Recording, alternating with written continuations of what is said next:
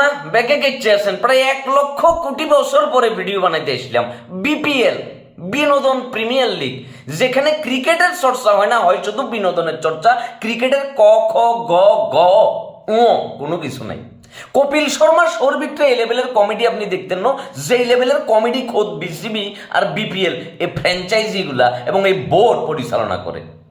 BCB Bangladesh circus board, এবং সেই সাথে ক্রিকেটের দুঃখ এই বিসিবি। আর বাংলাদেশের লিগের ভিতরে সবচেয়ে বড় দুঃখ হয়েছে বিপিএল। বাবুরে, এই বিপিএল এর ভিতরে যে অবস্থাটা চলতেছে চিন্তা করে দেখেন। চট্টগ্রাম রয়্যালস এবার আগুন লাগাই দিয়েছিল নাইম শেখরে 1,10,00,000 টাকা দিয়ে কিনি, কিন্তু তারা বিপিএল এর একদিন আগে বলতেছে তাদের কাছে দল চালাইবার কোনো টাকা পয়সা নাই, তাদের কাছে দল চালাইবার পর্যন্ত সামর্থ্য না। এখন বিসিবি টিমটাকে টেক ওভার করছে, তার মানে চট্টগ্রাম রয়্যালস হয়ে গেছে এখন কমিটির টিম। কিন্তু নোয়াখালীর কোচ, নোয়াখালী এক্সপ্রেসের কোচ সুজন ভাইয়া মাঠের ভিতরে যাই দেখতেছে বল টল নাই, মামা আসতে করে সিনজি লই সহকারী কোচরে লোকি চলে গেছে, লজিস্টিক সাপোর্ট পাইতেছি না, বল পাইতেছি না, এমনি করে কি খেলা যায়। অথচ বিসিবি কি ছাপাবাজিটাই না করছিল। বিসিবি বলছিল এইবার প্রত্যেকটা দল আমরা যাচাই বাছাই করি, তাদের সক্ষমতা দেখি, তারপর তাদেরকে আমরা টিম দিব। এখন যে জায়গায় অন্যান্য টিমের প্লেয়াররা টাকা পয়সা কিছু অ্যাডভান্স পাই গেছে, সেই জায়গায় বিসিবিকে টেক ওভার করতে হচ্ছে কার? চট্টগ্রাম রয়্যালস রে টেক ওভার করছে বিসিবি। চিন্তা করি দেখছি, মানে বিনোদনের শেষ কথা ভাই আছে এনপিএল, নেপাল প্রিমিয়ার লিগ। তারা এর চাইতে ভালো ম্যানেজমেন্ট পরিচালনা করে, তারা এর চাইতে ভালো আয়োজন করি, তারা তাদের ন্যাশনাল লিগটা রেখে তারা খেলাইছে। আর আমাদের সেই সক্ষমতা নাই, মানে গালবাজি, ছাপাবাজি, তারপর ধাপ্পাবাজি, এগুলো ছাড়া আমাদের আর ফডর ফডর বলতে কোনো কিছু, মানে ওই যে কথা আছে না, ভাত খাইতে ভাত পায় না, হুন্ডা লই আইতে যায়। চট্টগ্রাম রয়্যালসের রয়েছে এই অবস্থা। তোর কাছে টিয়া নাই, তুই টিম কিনতে পাইতি না, তুই টিম চালাইতে পাইতি না, তুই কিনলে বিপিএল এ ইয়ে গেছস, মানে তোর কামটা কি? তুই এলাকার ভিতরে যায় টেপ টেনিস টুর্নামেন্ট খেলবে, ইয়া ন্যাশনাল লিগের ভিতরে এসে কেন মনে করো যে তুমি এখানে ফ্র্যাঞ্চাইজি দিয়ে দিচ্ছ? মানে এখানে দোকানটা খুলবার কোনো দরকার আছে? নাইম শেখের সম্ভবত চিন্তায় গম হইতো না, সে কি সোনার ব্যাংকে স্যাকেটে লইব, নাকি নগদে লইব, নাকি অন্য কোনো মাধ্যমে লইব? টাকাটা মামা আদৌ কি পাইব কি পাইব না? তানভীর ইসলামের লোকে দেখলাম যে মনে করছে সাংবাদিকরা কথাবার্তা বলতেছে। একটা প্লেয়ার বছরের বিশাল একটা সময় ধরে বসে থাকে, একটা লিগে একটা দল পাইব, কিছু টাকা পয়সা কামাইব, যেহেতু সে প্রফেশনাল ক্রিকেটার, ওইটা দিয়ে সে তার জীবন চালাইব। কিন্তু বাবুরে, তারা এতটাই অনিশ্চয়তায় ভুগে।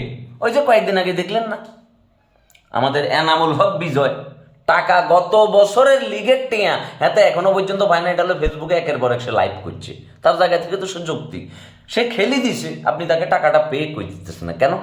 গত বছরও চট্টগ্রাম টিমের মালিক এক নাটক করছে, ফাপড়বাজি করছে, এই বছরও তাদের সেম কাহিনী। ভাইয়া তো এরকম হইলে তোমাদেরকে ক্রিকেট খেলতে বলছে কনে? এলাকার ভিতরে যে মার্বেল খেলো, ক্রিকেট তো ফাইজলামি করবার চায় কেন? তার ভিতরে আবার ন্যাশনাল, যে ন্যাশনাল লিগ, মানে বিশাল বড় একটা লিগ হইতেছে দেশের সবচাইতে জমজমাট লিগ, ওই জায়গার ভিতরে একটা ফ্র্যাঞ্চাইজি, একটা দোকান খুলি বহিছে। অথচ মুখ দি মুজবেল টিস্যু, ওই টিস্যু কিনবার টাকা তোমার পকেটে নাই। হ্যাঁ রে ভাইয়া রে, এই বাটপাড়ি খেলা শুরু হয়ে গেছে। যাই হোক, বিসিবির কর্মরত যে সকল দায়িত্বরত ভাই ব্রাদাররা আছেন, আপনাদেরকে বলতেছি, আপনাদের এই ছাপাবাজি, বাটপাড়ি, এগুলা কি বন্ধ করতেন না? মানে একটা লিগ আপনারা ঠিকঠাকভাবে চালাইতে পারতেছেন না প্রপারলি।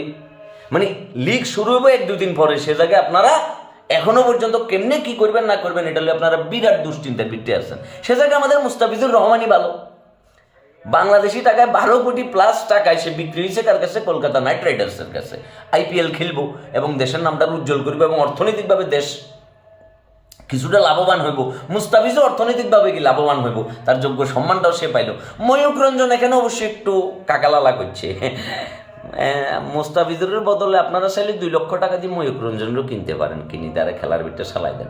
প্রশ্নটা সেখানে না, প্রশ্নটা হচ্ছে বিসিবির কাছে, যে প্রত্যেকটা বছর আপনারা সবচেয়ে ভালো আয়োজন করেন, এই করেন সেই করেন, এই যে কলঙ্কজনক একটা অধ্যায়ের সূচনা করলেন।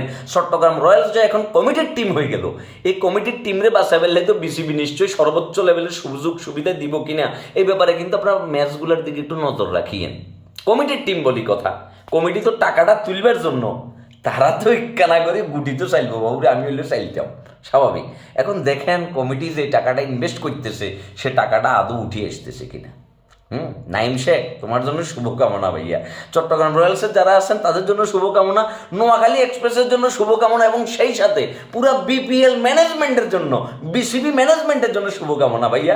আপনারা দিন শেষে প্রত্যেকটা চুদলিং পং। লাভ ইউ ভাইয়া, লাভ ইউ।